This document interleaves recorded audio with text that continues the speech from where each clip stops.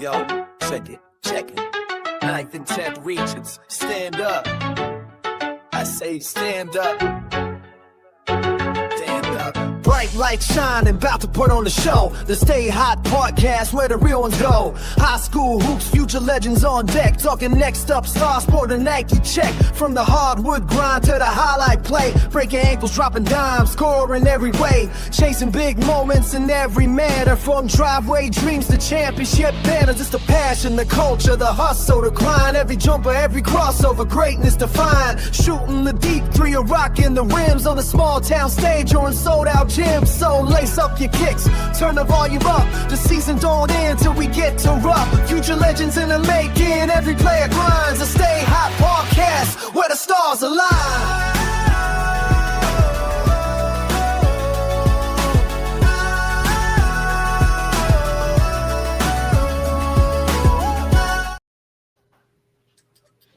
Oh. You want to dance for him, Evan? I was about to start standing up. Stand up, I know. Hey, welcome everybody to the StayHot Podcast, sponsored by Link NKY, the largest newspaper in Northern Kentucky, covering Boone, Kenton, and Campbell counties.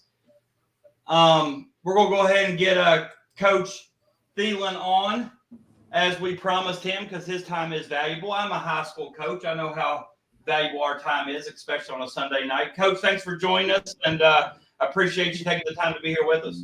Of course. Thanks for having me. Oh, absolutely. When I reached out to you, I wasn't familiar, or I wouldn't realize that you knew Brent Bach. And, you know, I was the Augusta Rifle long before Brent. The difference was I wasn't as successful as a shot as he was. So, you know, he was a great maker. I was just a great shooter. He could shoot it. Oh, he was a good player. He was a really good player. He brought a lot of excitement to Augusta basketball, I can tell you No that. doubt. No doubt. You're multitasking, Jake. I appreciate that. I'm not driving, thankfully. Oh, good. It was my brother-in-law's dinner. Oops. Cool. Can you see me? So we were out to dinner for his birthday, so we're on our way home now. Did you get some Jeff Ruby's? No, we went to Oriental Walk. Oh, he loves even better. Chinese food. Love that. Yeah. So worked out well. Good. Well, we'll dig right into it, man. You guys have an exciting team this year, some lofty expectations for you all. So just starting out, what are you doing to kind of keep those guys level-headed, keep it like one day at a time instead of them getting way too ahead of themselves and start thinking, oh, we need to get the Rupp Arena? Yeah, I think it's just an everyday approach. I think we have older guys who are really mature, and I think you just have to it's one day at a time. You know, and you have to just talk about it every day. Like, we communicate about it. I don't try to hide from it. I don't try to hide it from the players. And I tell them all these preseason rankings, all these early, you know, articles are great, but they mean absolutely nothing unless we go out and do it. So I think we have a mature group. I think we have a group that's won a lot of basketball games. So I think that'll be good for us.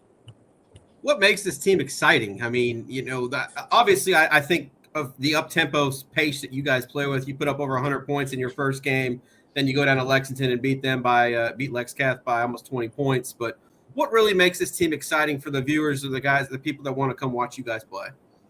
Yeah, I think the coolest thing with our team is all of our guys are best friends and they all love each other. And I think that translates on the court.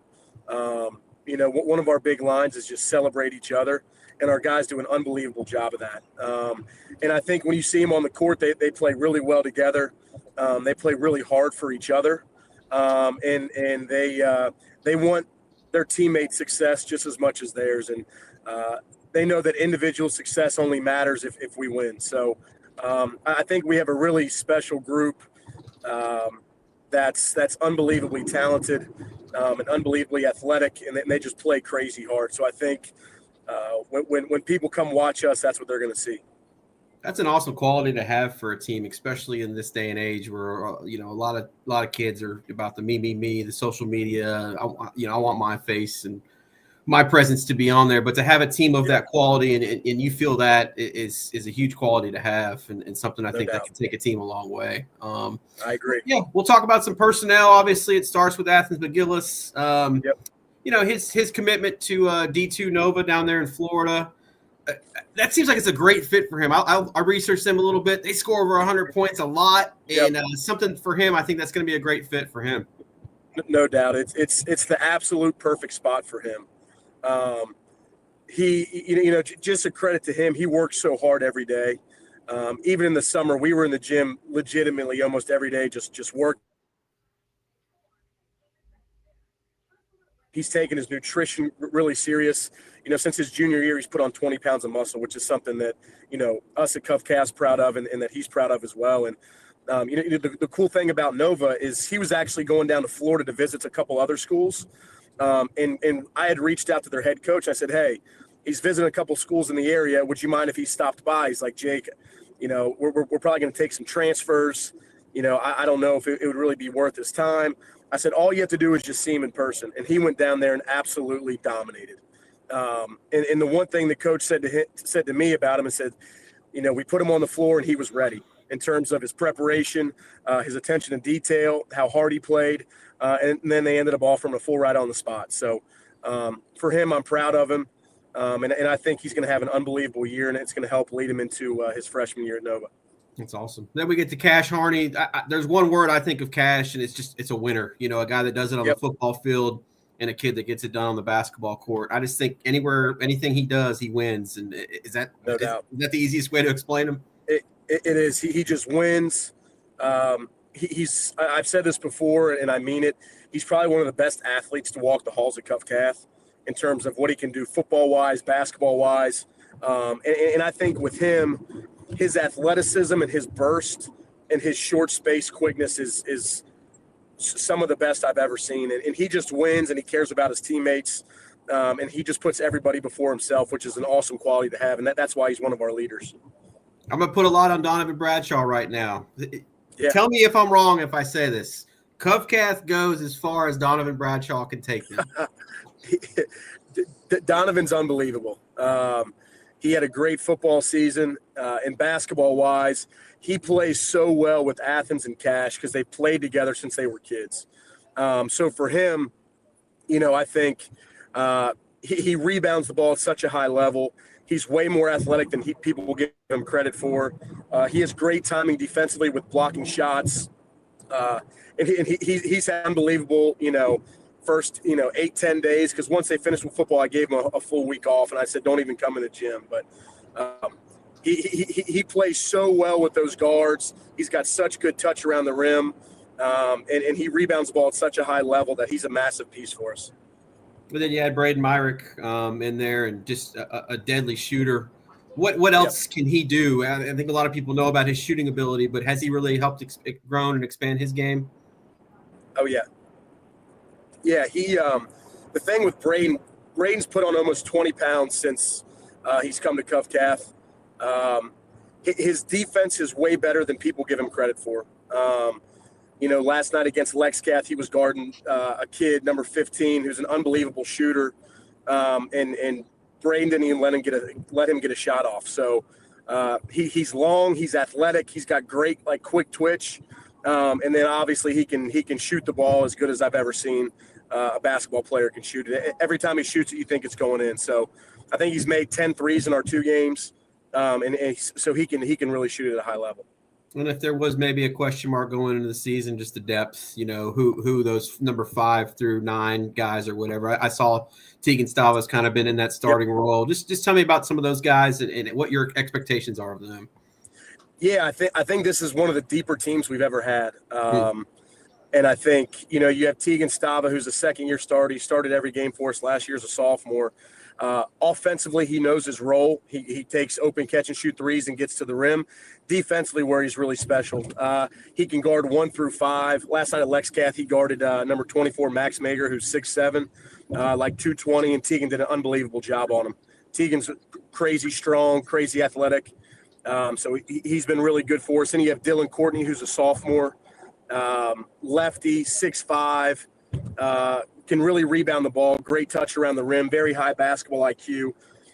He's usually our first guy off the bench. Then you have Dylan Geyser, who was the starting running back for our football team.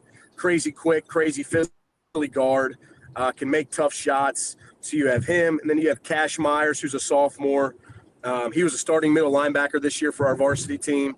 And then he just brings toughness, rebounding. He's a really good defender. He can make an open three. And then you have John Breakown, who's about 6'8", 6'9" now. He was a sophomore last year, junior this year. Can really block shots, pretty athletic. He's really growing into himself and getting more skilled, which is awesome to see. And then you have Carson Bodie, who's a lefty. He's a junior. Really good slasher, knows his role, has great touch around the rim, and does what we ask, and he's really coachable. So I think 5 through 10 is really deep for us as well, which is exciting for us. 2 Cashes. Was there nicknames for either, or what we got going on there? 2 Cashes, 2 Dylans. So I usually have to just call them by their first and last name just to get their attention, because they both just go by Cash. That's cool. And tell us about yourself a little bit. I know you played professionally over in Denmark for a year. Just tell me what that was like. Yeah, that was cool. It was a cool experience. It wasn't for me. It's extremely different over there in terms of just preparation, way of living, practice schedules. It was a really cool experience. I think it helped me grow. But I think that helped me just kind of solidify myself and say, hey, my basketball career is over playing wise. And that made me just really want to get into coaching. So I think it propelled my career in a good way. And then in college, it helped me relate to a lot of these kids who play professionally. So it helped me relate to them as well. So it was a cool experience. Did you know in high school, hey, I want to be a basketball coach at any point? Yeah, I've always wanted to coach my whole life. Basketball is all I've really ever done, all I've really ever known. So I've just stuck with it, and it's worked out pretty well for me so far. Yeah. And, you've been under some great coaches, Tom Crean, Scotty Davenport, Wes Miller. What do you take away from those guys? I mean, those are 3 big names, some household names in the college basketball scene. Yeah, they're all unbelievable. Like, first of all, they're all great people. And they're all great coaches. And I learned different stuff from each one of them.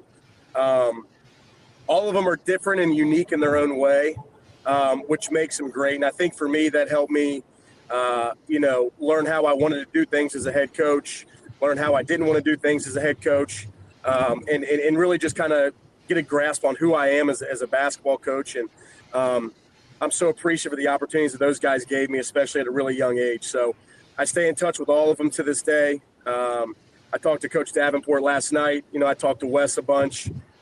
Me and Coach Crean text back and forth. So they've been very instrumental in my life and in my career. And then, playing Division II at Bellarmine at that time, you've seen both levels. What's the biggest difference between D2 and D1? And they often say a lot of your top tier D2 teams could beat a lot of the D1 teams, maybe not in the Power Four. Yeah. Just answer that for me and just let me know what you think. Yeah, I think when we were Division II, you can obviously compete with a lot of those low major Division Ones, but once you get to that Power Four level, the athleticism, the size, the speed, that's just it's a totally different level. Like I remember when I was at Bellarmine, we would play Louisville and Cincinnati and Xavier, and those guys were just unbelievably athletic, unbelievably long, and their size and speed was just complete different level than Division II. And then just in terms of, I'm not going to age you too much here, but I know it's been about 15 years since you played in the high school game. What's the biggest change you've seen in that 15-year time frame? Yeah, I think kids now are way more athletic than they were when I played. I think people make a real concerted effort to get in the weight room. So I think the strength and athleticism has been a massive difference from when I was in high school. And I think the speed of the game's picked up as well. The way we play, the pace of play we play.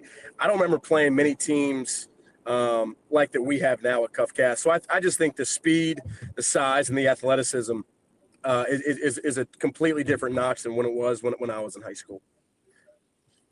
I'm looking at the schedule now. Looks like a pretty fun week for you all. You got Lafayette in the Billy Hicks Classic. Is that a tournament or is that just like a 1-game deal?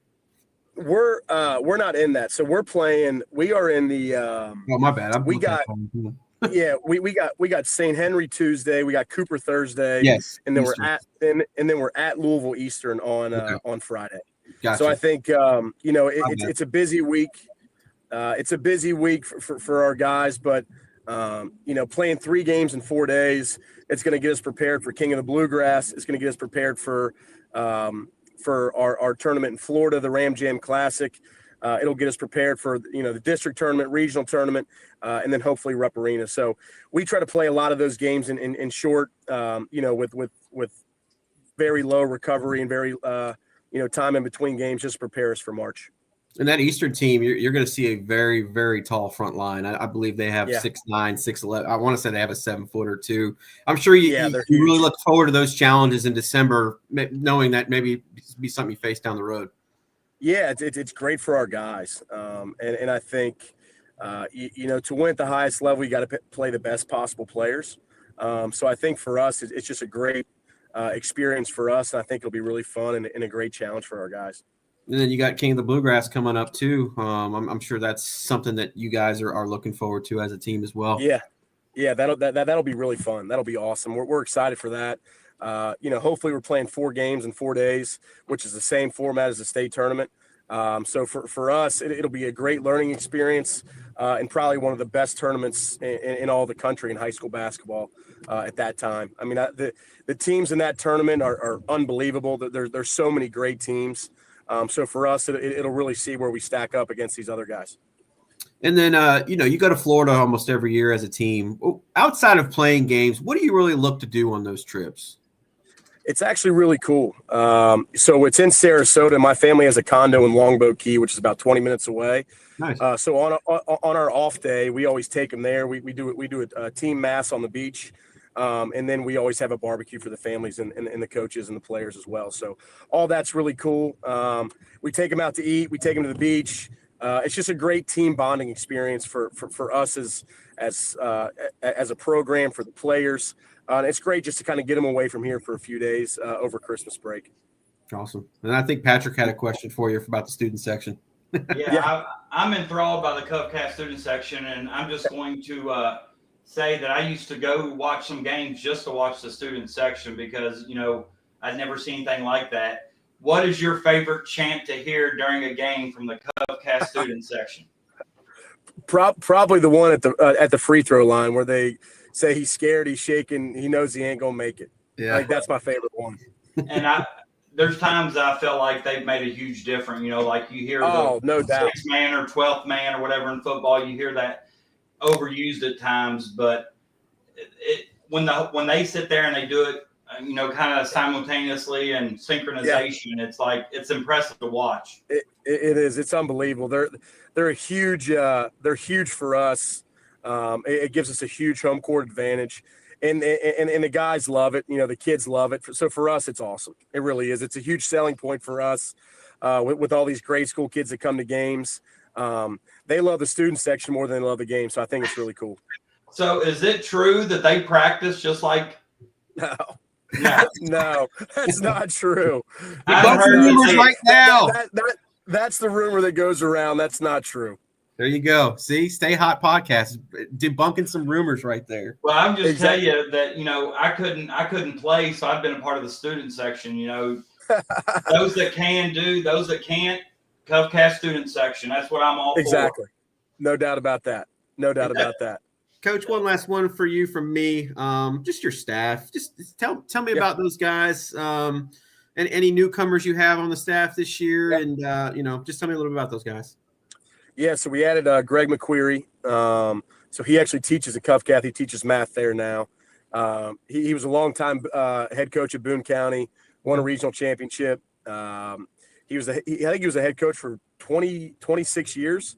So he just brings a lot of experience to the staff. I can always talk through things with him. I think he does an unbelievable job for us. Then we have Drew Davis, younger guy, great energy. He came from Oak Hills High School. He's awesome. And then we have Jackson Walsberger, who just came from Holmes High School. Actually went to high school with Jackson. He's bounced around. He's been at Holmes. He's been at Newport. He was at Mercer County. He was at LCA. And then we have Austin Neff, who played at Newcath, who won a regional championship at Newcath. So he joined the staff as well. So we have those 4 who are new. And then we obviously have Rich Hoyt, who was the head coach at Summit Country Day for a while. So, yeah, I think our staff this year is really well put together. We have guys who really care and really want to be there. And we have guys, and the cool thing about them is everyone's a teacher.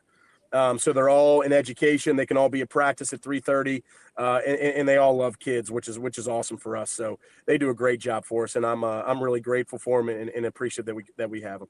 I don't think people realize the importance of having your coaching staff in the building every day from 8 to 3. It's huge. And, it's huge. I've had both sides. I've had a complete staff in the building. Then I've had some who, paraprofessionals that couldn't be there at 3:30 for a practice. Yeah. And then you're, before long, it's you by yourself with the entire team because they've worked or have other obligations. And no doubt. That's impressive that you have an entire staff that, interacts with these kids from 8 to 3 academically as well as athletically.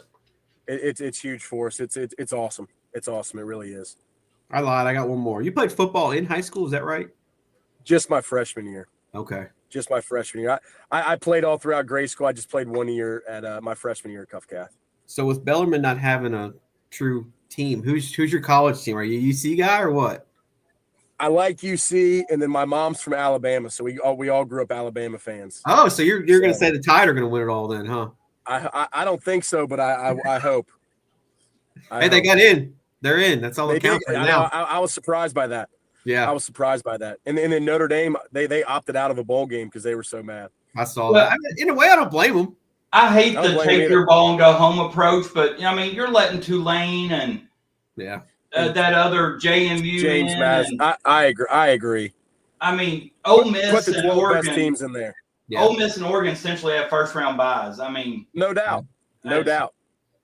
Yep. But, I think people cried and whined for 12-team playoff. Now we have it. It's not going to be perfect. Well, I just hope it gets better. And I agree. It'll be at 16 before you know, and I think they'll be doing that within the next year or two. So, especially if some of these teams continue to opt out of bowls and money. Yeah, money gets involved, and these bowls. Some of these bowls, I don't know how shut down or don't play or whatever. Then the money gets involved, and then. Which I think in collegiate they're not even amateurs anymore. These guys are making more money in NIL than some of the coaches are. So it's unbelievable. It really is. Coach, I appreciate it. Evan, you got anything more for Coach? No, I appreciate you being on. I'll see you guys here soon. Yeah. Thanks for having me. Whatever you guys need from me, just let me know. I appreciate it. I want to wish you the best of luck, and I hope I get a chance to check you out. I just know, as a girls coach, we play a lot of the same nights anymore, and it's no more Monday, Thursday, Tuesday, Friday approach like it used to be. So I just want to wish you the best of luck, and if you're at Rupp, then I'll be there cheering you on. I might be in the student section. Good. You're always welcome. I appreciate it. Thanks, Coach. Thanks, guys. All right, have a good one. That guy's an impressive individual, man. I didn't know till you said anything about Tom Crean, Wes Miller. Scotty Davenport. Not to mention Scotty Davenport, who's probably one of the more successful D2 coaches now, Division I. And just imagine, I've talked to several people, just the level of play you have to be, just to play at Bellarmine. Just think, we knew how good Brent was in high school, and just to go to Bellarmine and have to put in his dues there on the court, in practice time. And by the time he's a junior, senior, finally, stepping on the floor. But I think Brent will tell you now, probably the best decision he ever made was to go to Bellarmine and stick it out. And now he's the athletic director at, is it Holy Cross? No, he was Holy Cross. Is he? I thought he was the assistant AD at either Trinity or St. X. St. X, I believe. Okay. So I tagged him on Facebook. I was hoping to get him on to get him a question or so. I'd like to hear what kind of question he asked, Coach. But for Jake, well, that's why I wanted to talk about, just getting his perspective on the D2, D1. A lot of kids are like, I don't want to accept anything but D1 offer. And don't get me wrong, there's kids that are that good that they can not even look. Right. Like McGillis, he had a couple D1 offers, but for him, I think you got to find your best fit. And if it's at the D2 level, some of those schools are just as good as some of those lower level D1s. And to be quite honest with you, it kind of seems like, all he had to do was to, just beg that coach just to see him in person. And it seems like not only did he make the most of that opportunity in Florida, but, get offered and sign. And, and that's just attributes to him understanding the right fit as opposed to the level of play. A lot of people go to D1 that first year because they can say, hey, I played Division I basketball, or, hey, I signed D1. But, he had D1 opportunities and still, went to Florida and signed a D2 scholarship. So it seems like he either has the right people in his corner or he recognized early on that, the right fit is more important than playing Division I. And the way the portal is these days, you show enough in the D2 level, you're going to go D1. So, and I'm a firm believer of that as well. But, especially nowadays with NIL, you show out at that level, and even like a mid-major, I saw today, speaking of 9th region and Cub Cat, I saw Ipsaro is, having a great year in Miami of Ohio. And, I can see him getting a few offers to maybe go a little bit bigger than Miami of Ohio for the next season. But, he's having a great start to the year. Yeah, they're playing really well. Miami of Ohio's a good team. Evan's having a great sophomore. He had a great freshman year. And then, he's parlayed it into a good sophomore season. And they're playing really well right now. Before Coach Sowder comes on, he's not in the chat yet. Before he comes on, though, I just want to say that, the 30 or so people that are in here, if you have questions for Coach Sowder, you can ask those in the chat on YouTube. If you type it in the chat on YouTube, I can see it. I can read it. I can put it on the screen. If it's an appropriate question, if it's something that we feel would elicit a good answer from Coach Sowder, then by all means, put it in the chat. We'll put it up on the screen, and we'll ask those questions. We want to get it to where this is interactive for you guys too. And, sometimes you all have questions for these coaches that may not ever get the opportunity to, chat with them or talk to them. Or if you've watched them play, you may have a compliment for them about their style of play or certain players that you got to watch play. And, but yeah, the chat is open and available. And like I said, if it's just disparaging or kind of negative or whatever, I'll just kind of delete it and won't put it up on the screen. And, but I ask that you be respectful of those guys. And, if we have any of those questions or whatever, especially if you're from Campbell County and Coach Sowder personally, ask some questions in the chat. We're gonna put him on the hot seat here. We like these new coaches that haven't been around a long time. We like to kind of put them in the hot seat. But Coach Sowder, I think, is entering his second year, but he's been around the 10th region for a long time. So I'm going to bring him on right now, and we're going to introduce him and let him talk to us for a little bit. But Coach Sowder, before first, just want to thank you for joining us. I think it's your first time on the StayHot podcast. Right as soon as you got into the coaching business, Evan decided to dip on me, and it was kind of too hard for me to do with coaching and running this podcast too. But no, Evan's kind of the brains behind all this. He's the one that kind of gets it all going, and I'm just along for the ride. But I just want to congratulate you. I saw where you got your 50th coaching win. Only being in the game 2 seasons, already got 50 wins. That's pretty impressive. I think it took me 19 seasons to get 50 wins. So you're already way ahead of the game. So just congratulations on that. Be proud of those accomplishments, man, because they don't come around a lot. They don't come around often, and every day this job gets harder and harder. The talent that you coach against, the coaches that you coach against, are better, more prepared, well prepared. And I mean, any game you win now at the high school level, I think needs to be celebrated because none of them are easy anymore. Oh, it's hard to win a varsity game, that's for sure. I've been lucky. Great players have helped me out a lot those first few years. I've been blessed with the teams that I've had. So that 50 wins is more of a credit to those kids and that staff. So just been blessed beyond belief there for sure. That's right. Those kids win all those games. It's us that lose all those games. Exactly. Right. Exactly. I learned that at an early age, believe me. Had a lot of wise men in my corner to teach me that stuff. Yes, sir. We got clean shaven Sowder tonight, boys. Yeah. I had after Thursday night, I was like, I need to shave. So switch it up a little bit. So yeah. Now, is that straight Bic on the top? We go Bic razor or what? Oh, I've got like a handheld thing. It's not like, and just kind of just go like that, and it's been one of my greatest purchases ever. It's made my life a lot easier. Good deal. All right, let's dig into the Camels. What excites you about this team? We know you guys are always in the mix come March. But what's the outlook for this team, you think, and how you guys are going to grow throughout the year?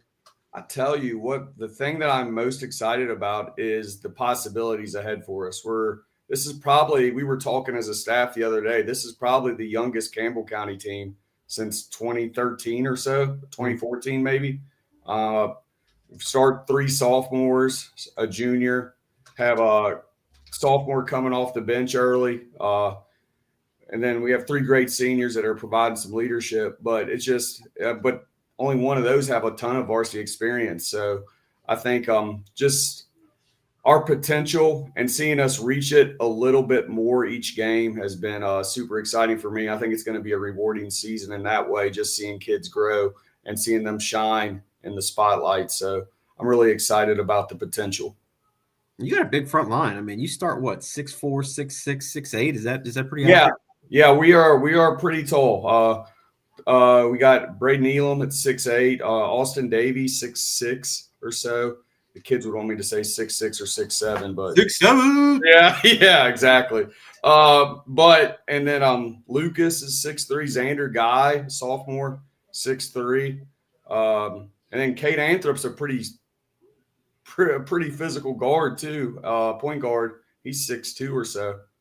So yeah, we got a pretty tall team, bringing up 6'4", 6'5" off the bench. So we got some height, and we just got to put them in positions where they can be successful. That's where we come in. I got to see you guys the other night against GRC. Obviously, the outcome you didn't want, but what do you gauge from that game and where you guys need to be in a couple months? Because that's, I think, the team to beat this year in the 10th region. Yeah, I think I love playing that game early every year because you see exactly where you're at.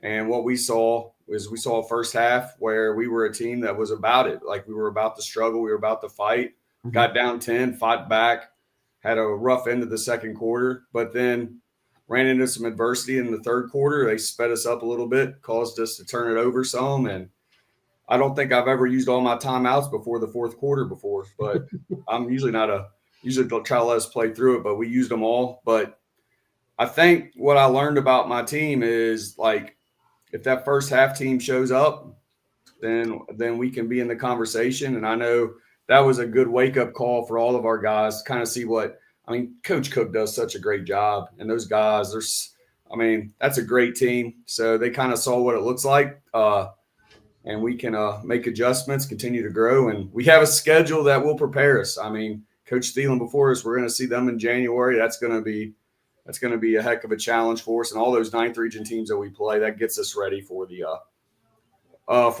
grind of the region. No doubt. And we'll talk about some personnel. Obviously, we'll start with Austin Davey.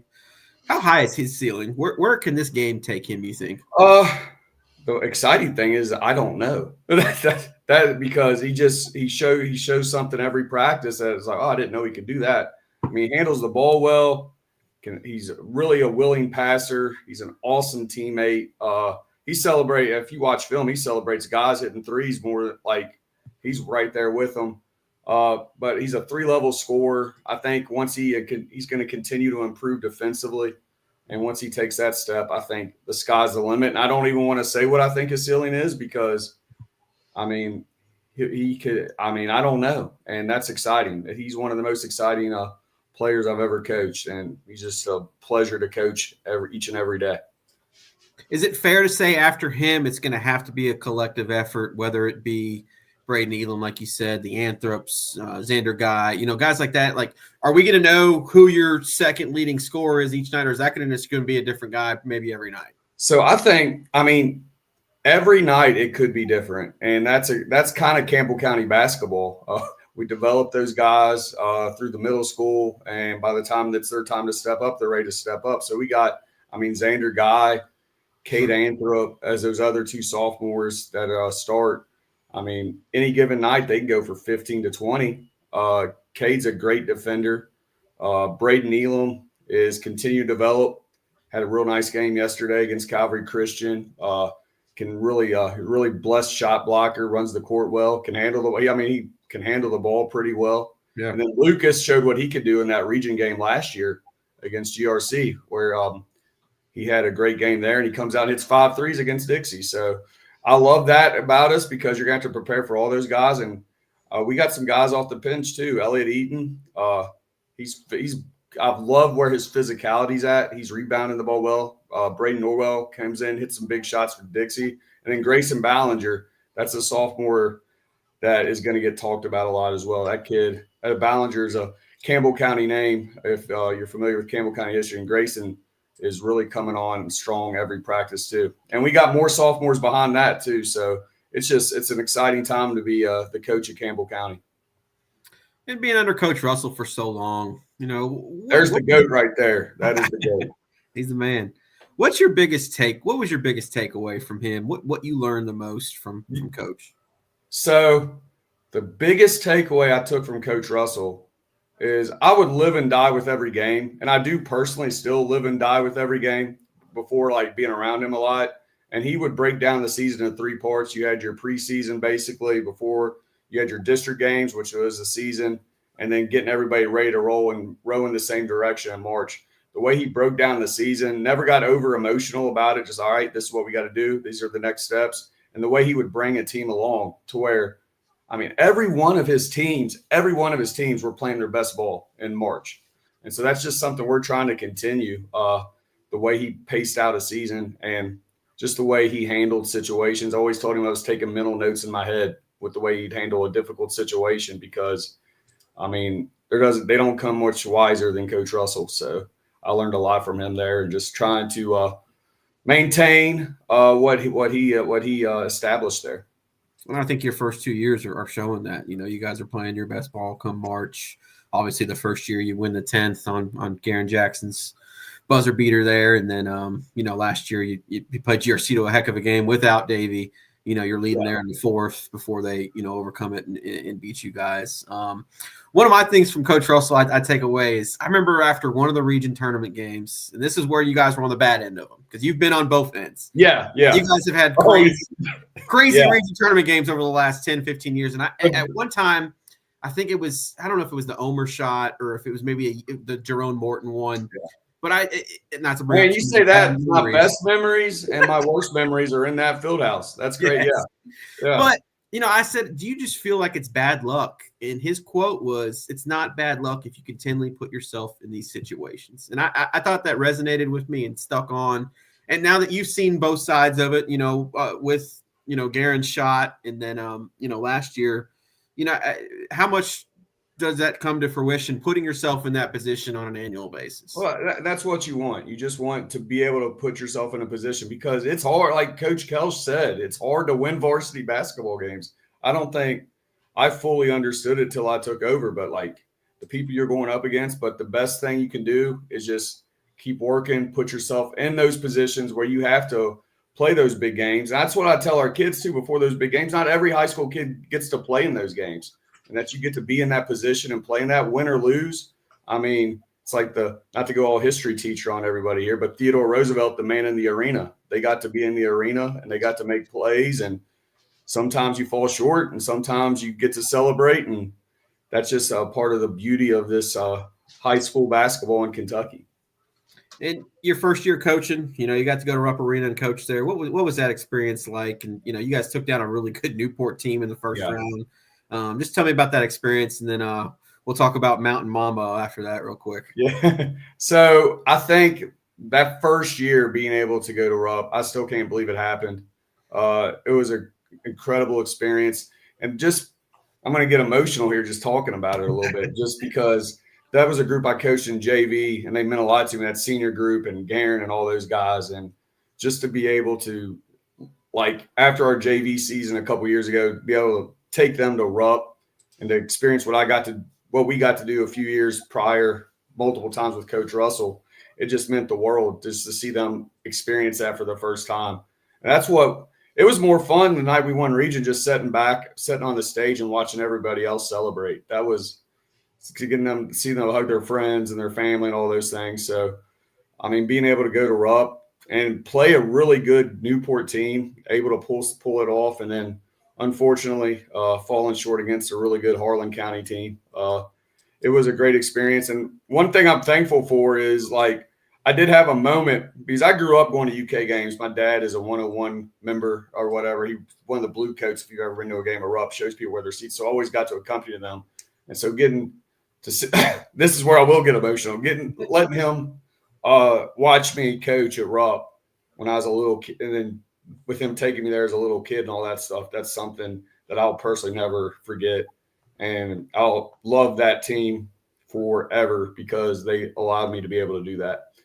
And beating that Newport team, it just seemed like such an ideal strategy that you guys had. No one gave you all a chance going into that game. I know what we do, though.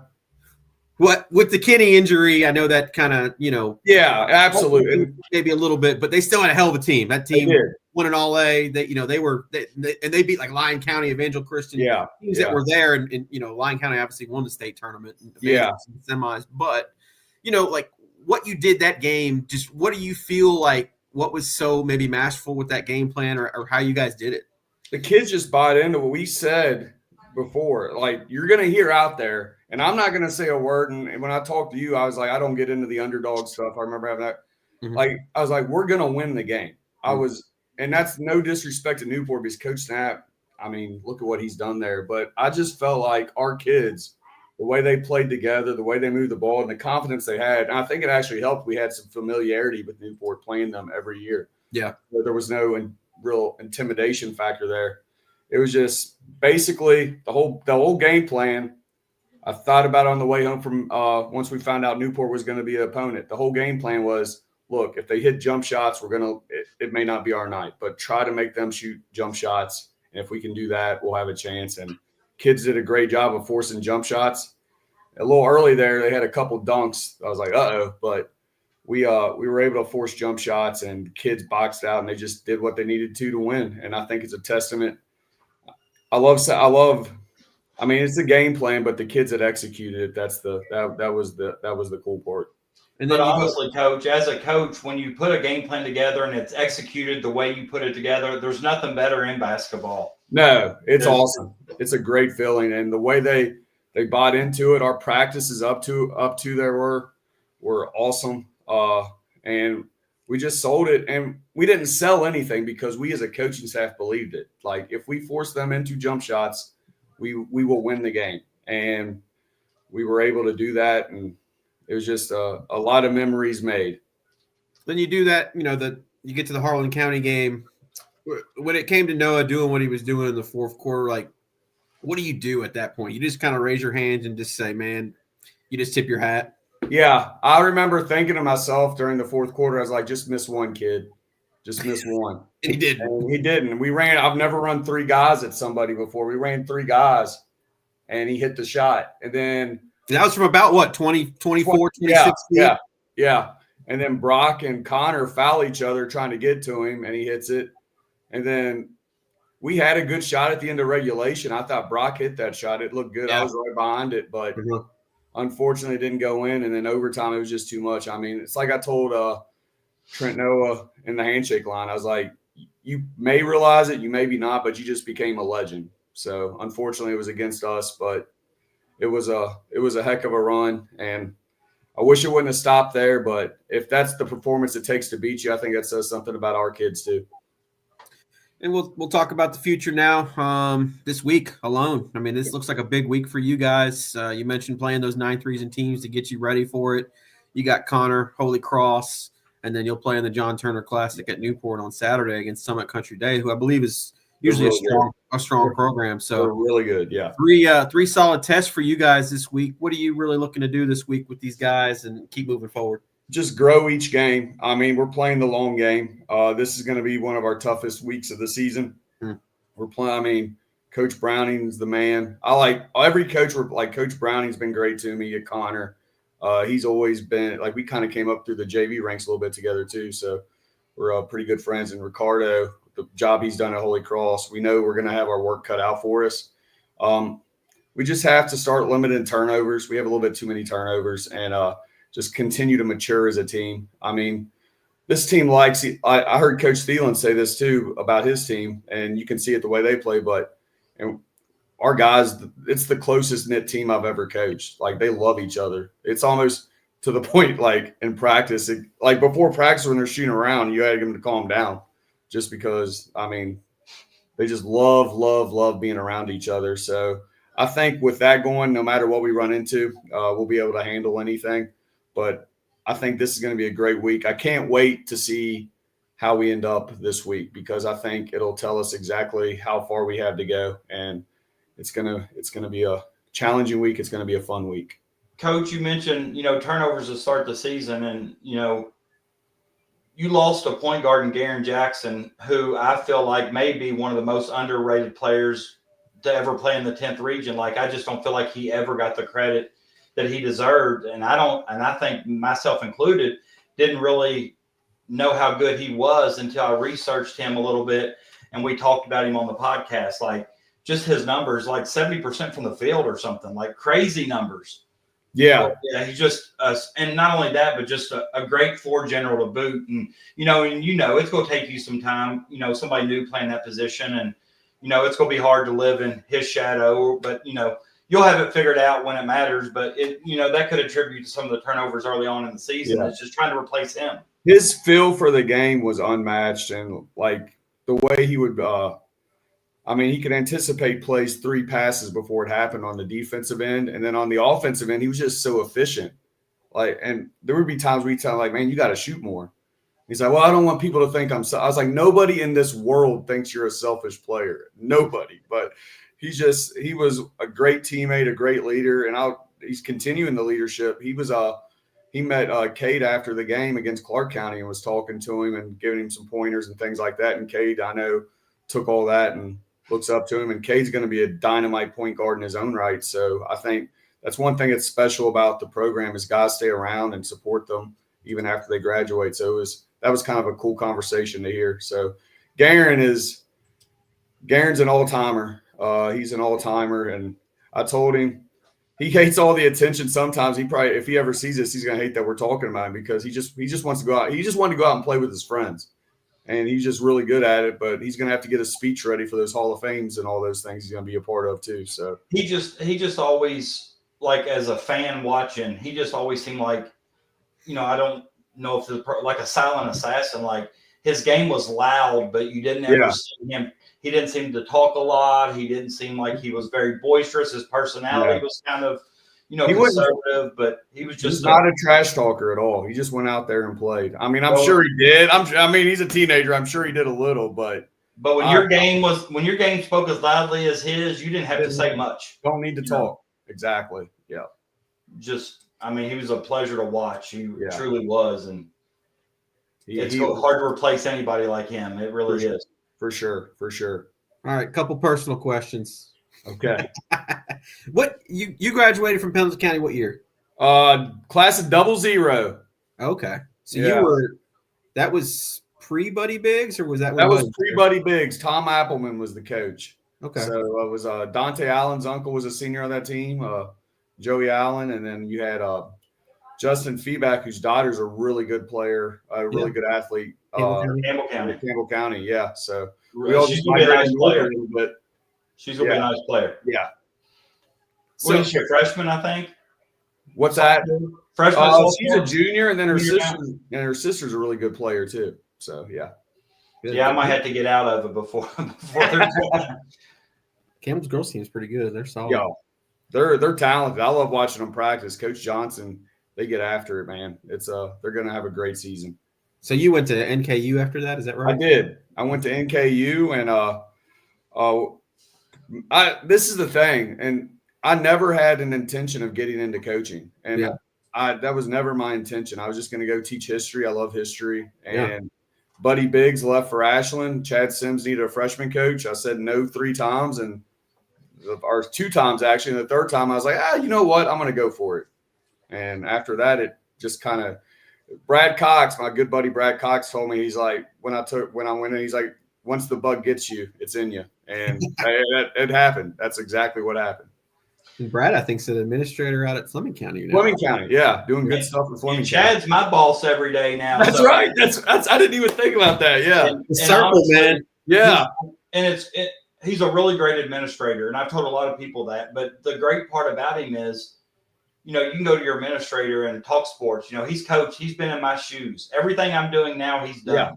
Yeah. Yep. So it's great not only to bounce ideas off him, but this day and age, in the term of social media and so many, you very rarely hear all the good things you're doing on social media. You just always hear the negative things. I told somebody it's about delete Facebook season for me, just or put everything on mute. I haven't. I mean, our parents and everybody, they're terrific. So, but it's been you rarely get to get the flowers, as they say. But yeah, we got a lot of connections there. Coach Worth, and you got Coach Wolf with you, and all those guys. So. I couldn't ask for a better. Those were our AAU program. Oh, I can just tell you, I couldn't ask for a better assistant coach than Greg Wolf. I'm just telling you. He's the man. Not even talking about as a coach, just person, as far as a man. Yeah. Oh, yeah. If you're not a better person being around him every day, then that's on you, because he lives what he preaches, and he's just a super good guy, and he's got a super great family, and our program's as good as it is now because he's a part of it. Like, he's one of the best. Yeah, it's good to have a basketball mind too. Like he's seen everything too. So he was the one. Yeah, him and Coach Worth would be the ones that would calm me down during AAU tournaments. So they had to do a tough job. All right, we got to talk about this IG Live. Kenton Hornbeck, one of our reporters. Yeah.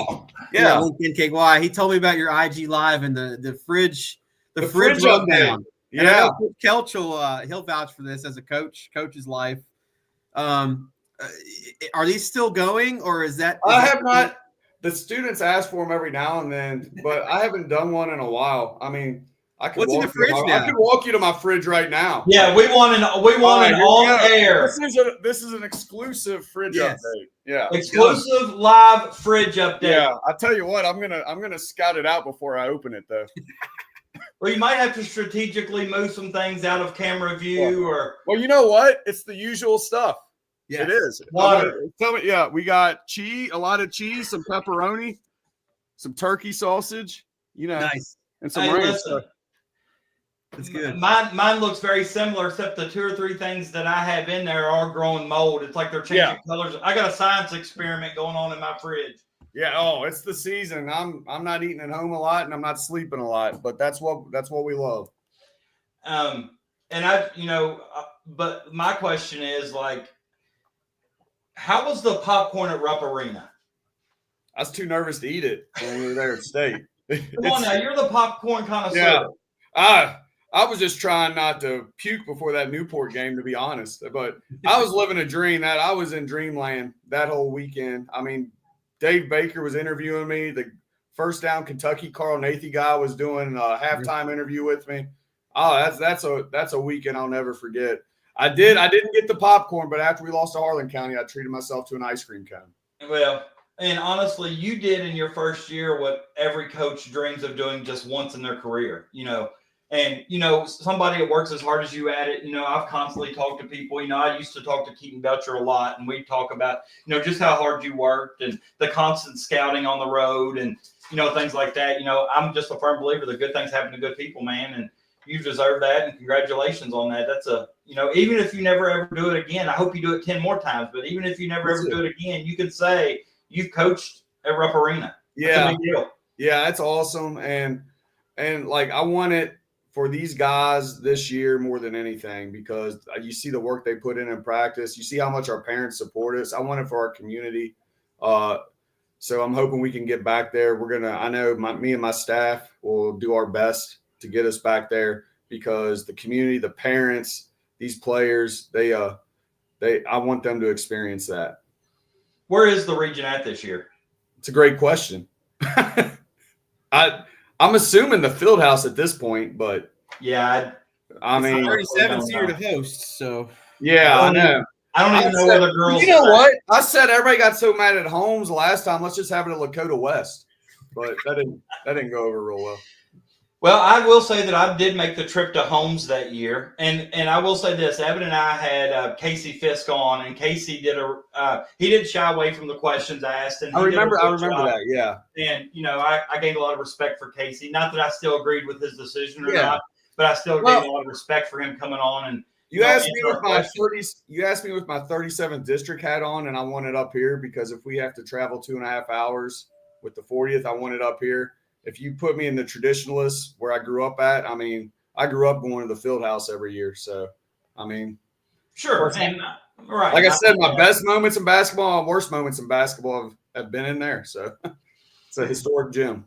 It really is. And it's just a great high school gym to watch a game when it's packed on regional final night. Absolutely. I still get goosebumps. I got the hardest hitting question yet, though. Who has the best popcorn in the 10th? Who has it? Oh, that's Augusta has really good popcorn. They make it salty though. You got to buy four waters. Jason Henson's trying to monopolize the stand. Yeah, Mason County is always number one in my book. I always joke if I ever win Powerball, I'm coming for that popcorn machine. And then it's always great at Campbell County too. Got to give Campbell County some love. Absolutely, you do. Absolutely, you do. I don't even know how I put those all up on the screen there, but I don't have any idea how I did that, but that's cool. Nice. I don't even know. It's all new to me, Coach. But Evan, anything left for Coach Sowder? I know we've taken up about 30 minutes of his time on a Sunday night, so. No, I think I'm good. I appreciate you being on, Brent, and I'm sure I'll see you here pretty soon again. Yeah. Hey, love what you guys do. Thanks for publicizing high school basketball in the 10th and 9th region. I mean, it means a lot to the kids. It means a lot to us. So thank you guys for having me. I appreciate it, Coach, and best of luck this year. I hope to see you down the road here. Yeah, best of luck to you guys, or you all too, Coach. Thank you. Thanks, Brent. Brent Sowder, just a fun guy all around. Great sense of humor. Great teacher at that. He's always posting stuff on social media regarding,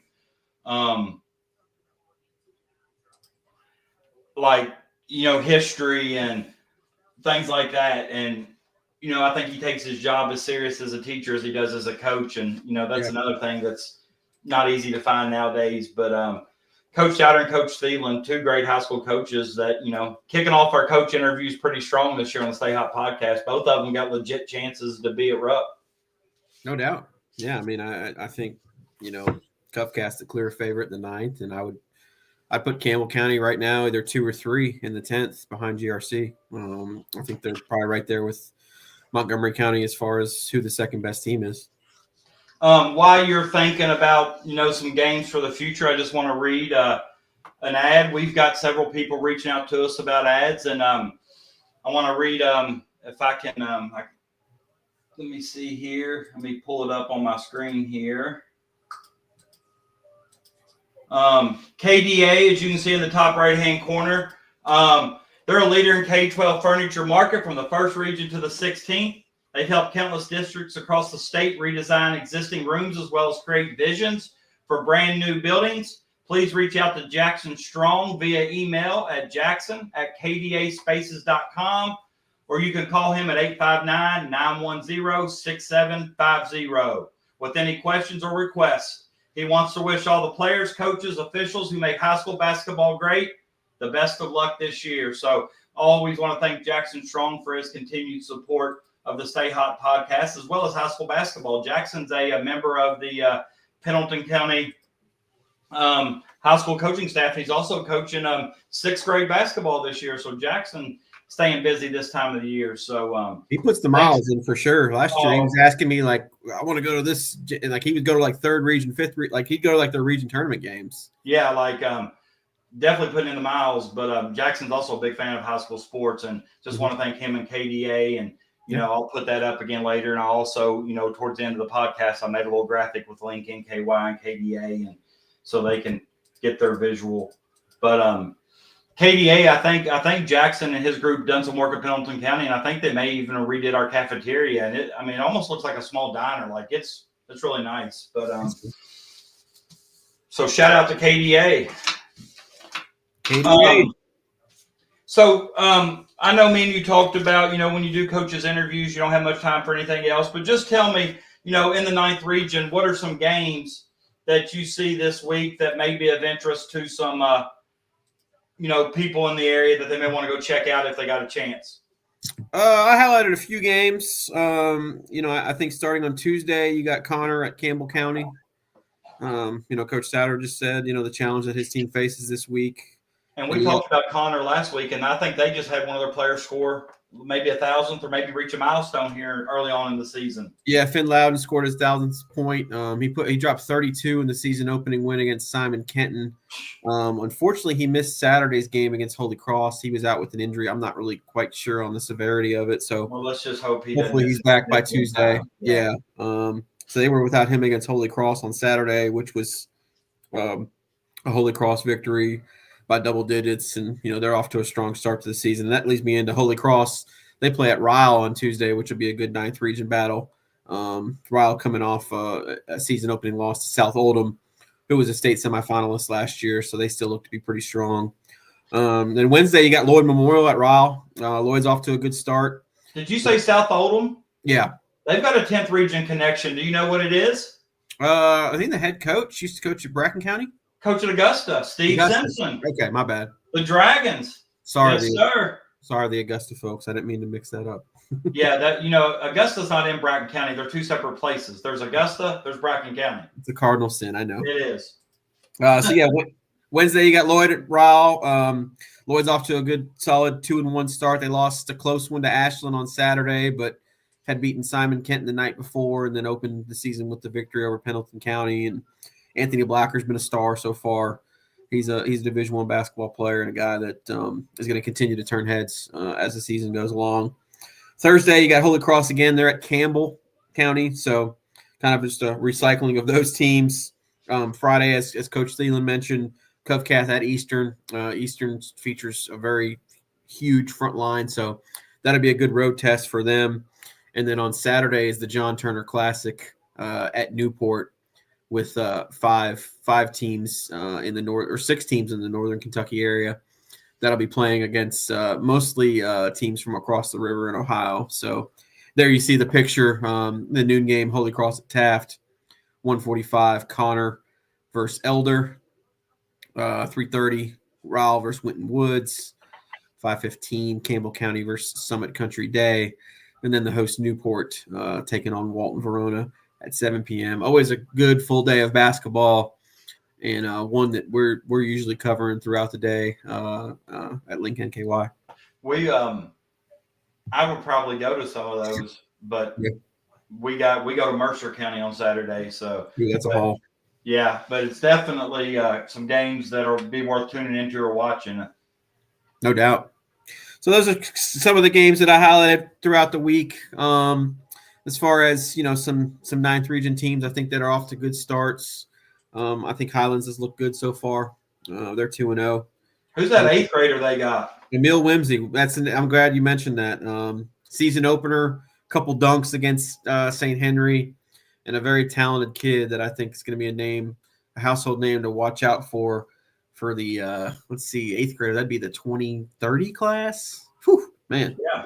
So him and Rondo's kid, I think, are 2 names to look out for. He's at North Oldham, and you got Emil Whimsy at Highlands. Those are 2 8th graders you really want to watch out for. And I can tell you, Emil Whimsy came up at a Pendleton County Lady Cat practice this week. Just some of the girls, I don't know if they went and watched him or if they just saw highlights on, Twitter now or Instagram, TikTok. It's so easy to be connected with everybody now. It makes it such a small world. But, yeah, they were talking about how, they kept referring to him as the best 8th grader in the state. And I just kindly let them know that Rajon Rondo had a kid playing in the state of Kentucky, and those two would be going at it head-to-head for several years to come. So, pending they both stay in the state of Kentucky, which we hope they do, they'd be 2 good ambassadors of high school basketball in the state of Kentucky. Yeah, absolutely. And then just adding to that, Holy Cross had a solid week. They're off to a 3-0 start. I think, they're right now neck and neck with Highlands as far as who the second best team in the region is. So both those teams have kind of flexed their muscles early on. Dixie Heights bounced back after a loss to Campbell County. They They won 2 games after that, so they're off to a 2-1 start. So, you're starting to see, I think, some of your teams at the top off to good starts here, and then others that, may only played, 1 game so far just to open up the season. I know there was some weather earlier in the week that might have, caused a couple games to be canceled. And that's kind of who, I thought stuck out to me in the 9th region in the first week. Right. And I've been following the 9th region a little bit closer too, just because of the podcast. And I was glad you brought up Highlands because I've been tuning in. I think he keeps you on the edge of your seat. Like, you want to tune in to kind of see what he's doing. Mm-hmm. And I can't imagine being in the 8th grade, being able to elevate like him, fly like him. Shoot, when I was in the 8th grade, I could barely, I still can't even jump over the line. I still get tripped when I jump over the free throw line or out of bounds line or whatever. Our thing was touching backboard. Yeah, when you go up shoot a layup, you try to smack it 2 hands or just 1 hand on. Yeah.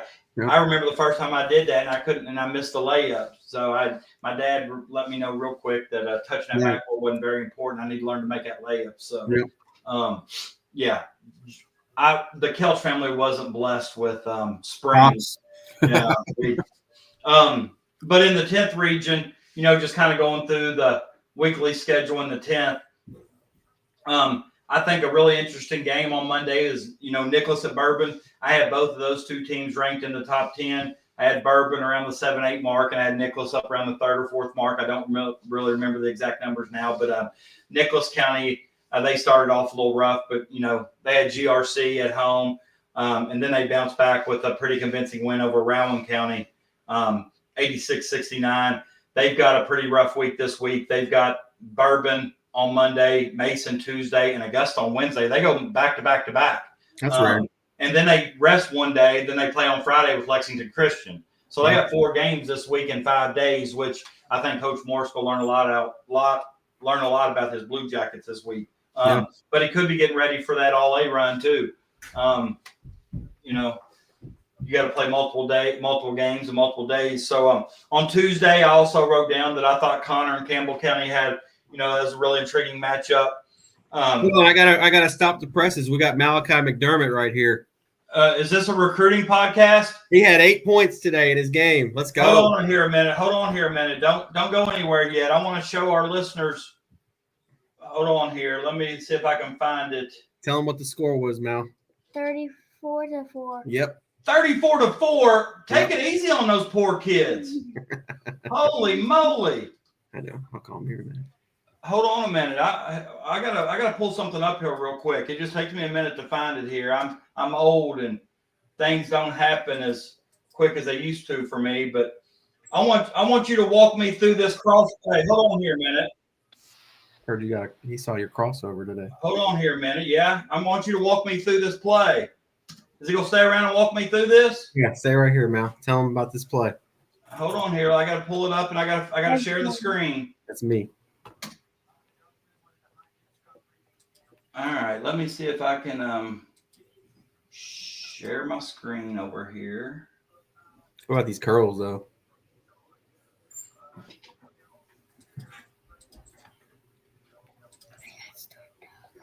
Can you see the screen? No, it's just me and you. All right. What about now? Hold on. I don't put the. Let me see. Oh, there's a picture. I'm coming. Hold on. All right. Oh, here we go. This might have been the one he didn't finish, though. Yeah, we'll stop it before we get there. But what's these handles, guys? Yeah. What's you, buddy? Calling the offense. Yeah, it's fist. What's this cross? Oh. We don't need to watch the result. Hold on a minute. We're not done just yet. Hold on. Watch this play right here.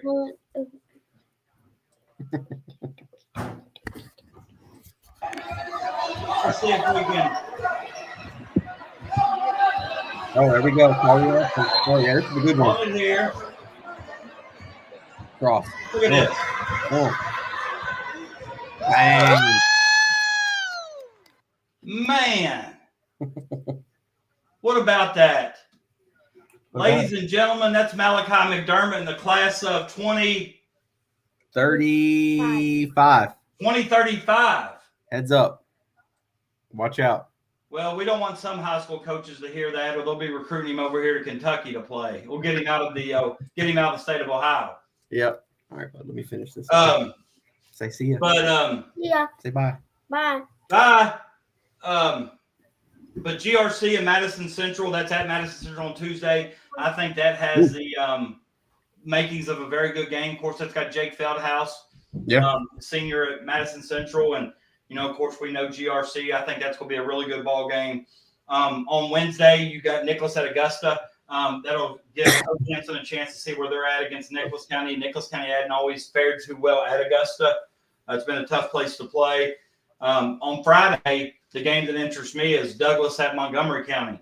The last I'd heard, which kind of swept through the airwaves on maybe the weekend or last week, Coach Chris O'Hearn was coming back to coach Montgomery County, and I heard that Chris Lofton was getting rid of his job in Knoxville to be his assistant coach, and you heard all kinds of crazy things. And the people that kind of talked to me about that kind of acted as if it was a done deal with Coach O'Hearn, and then I kind of found out later on that he kind of turned it down. So I guess Coach Neil Terry is still the interim coach of Montgomery County, who got a big win in overtime yesterday against Wayne County in the Tim Davis Classic, 71-69.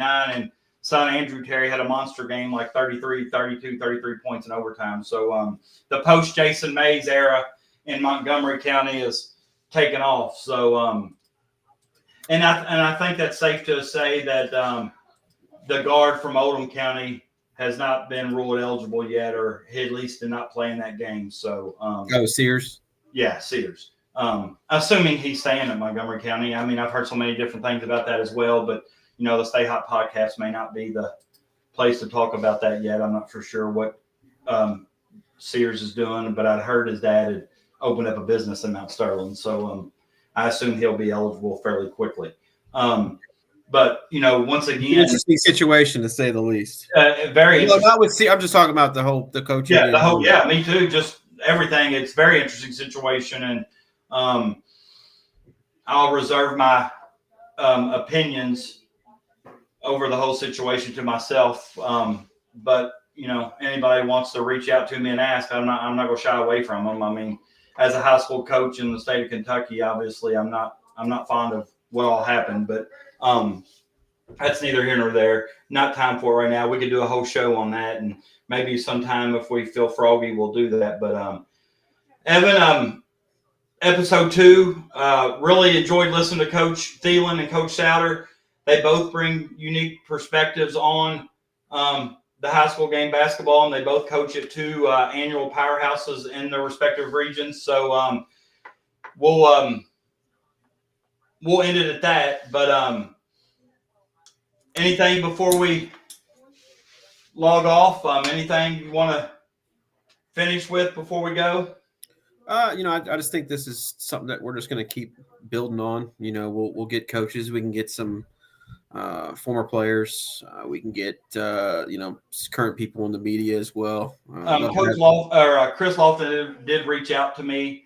Today wasn't a good day for him. He acted like next week's possibility. Josh Cook will be on next week as well. He had a busy weekend this weekend. They had Davies County yesterday, which they lost in the Mr. Basketball Classic, and then he had mentioned 2 games he's got coming up, Madison Central, and I can't remember the next one, but he had talked about how he had a really busy schedule, a lot of game prep and stuff to do. So yeah, absolutely. And obviously we want their their coaching gig comes first. We understand the StayHot Podcast is important, but they need to take care of their coaching responsibilities first. But I know Coach Cook will be on next week. Cool. We'll get a 9th region coach in too, so we can continue with the 2 coaches, or like I said, someone in the media, whether it be Travis Skaggs or Ivan Rice, or I know Ivan Rice and Ivan Rawls are always they're supportive of us in high school basketball. Yeah. They'd always be willing to come on.